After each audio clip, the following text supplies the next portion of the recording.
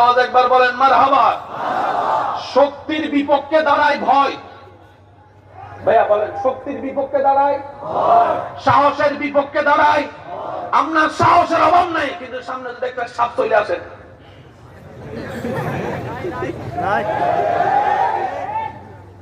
মাইয়া মানুষের জামাইরে কাট করে লাই, আবার সেই মাইয়া মানুষ টিকটিকি দেখলে